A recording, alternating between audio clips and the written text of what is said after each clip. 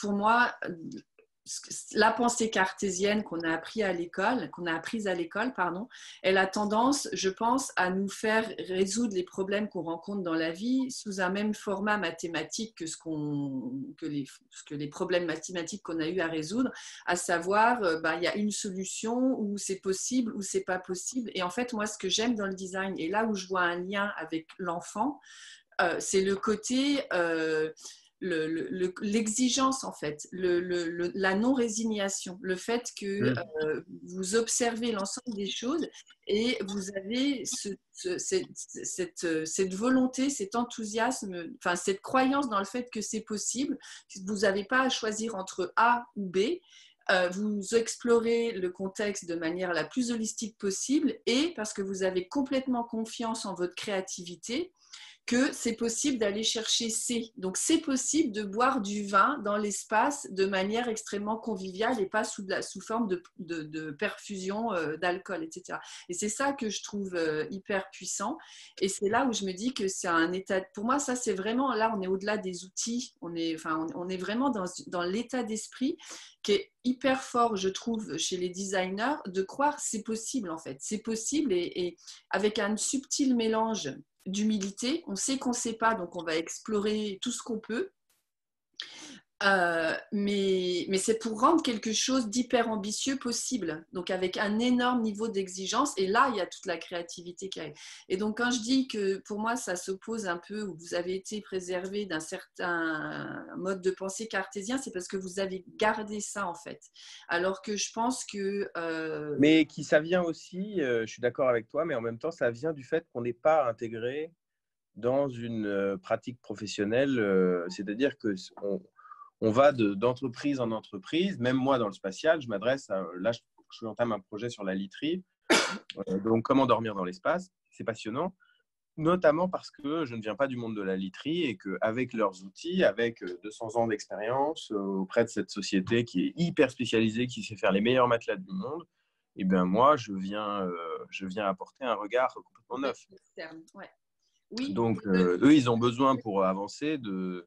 Le regard extérieur ne fait pas tout, parce que ne fait pas Ouais. tout, parce qu'un Oui, mais regard c'est aussi le fait qu'on n'a jamais eu besoin de se spécialiser. C'est-à-dire qu'eux, ils vont recruter des techniciens de la mousse, des techniciens des ressorts, je simplifie, hein, mais voilà, ils vont avoir besoin d'ingénieurs dans ce domaine-là, desquels d'ailleurs, moi, je ne pourrais pas me passer en faisant un projet chez eux. Et oui, c'est la complémentarité des disciplines. Ouais. Voilà. Mais donc, nous, on appartient, on est un petit peu comme des électrons libres.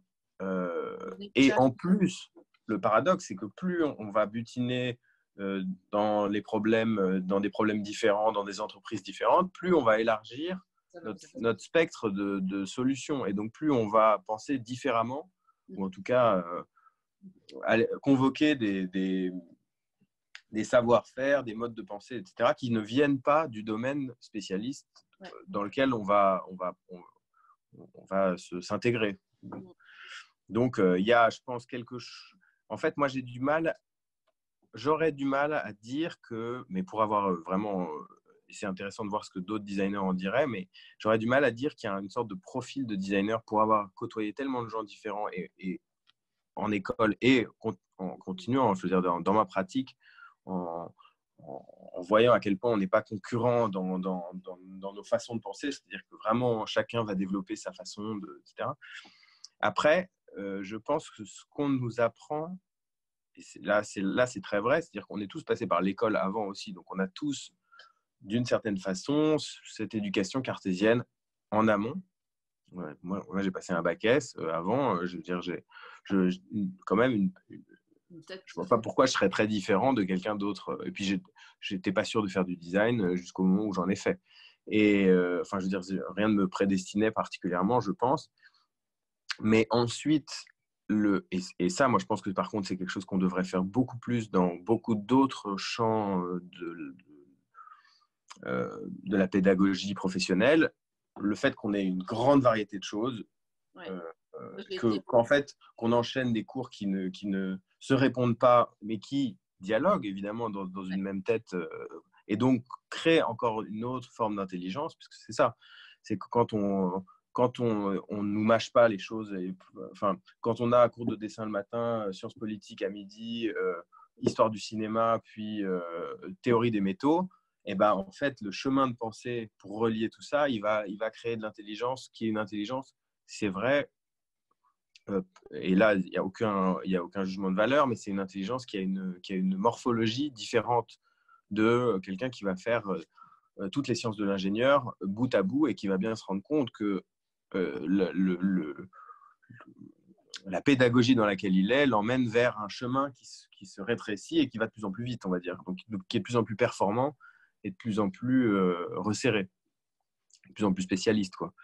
Et ça, je pense qu'à ce moment-là, c'est vrai qu'il y a, et je pense que ça a d'ailleurs dû être théorisé, enfin en tout cas dans la pédagogie de l'ENSI, c'est très présent cette idée, et d'ailleurs on est un petit peu accueillis et on prend soin de nous comme des enfants, hein.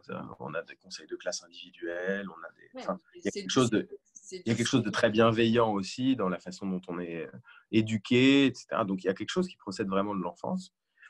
Mais je ne pense pas qu'elle soit innée, ou je ne pense pas qu'elle soit qu'elles appartiennent à nos profils, en fait. Je pense que c'est vraiment quelque chose qu'on réapprend à penser, peut-être comme un enfant, ou en tout cas on a une sorte d'éveil, de deuxième éveil, une sorte d'éveil au design, quoi, et qui est précieuse, c'est sûr, qui se rapproche de l'éveil de l'enfance.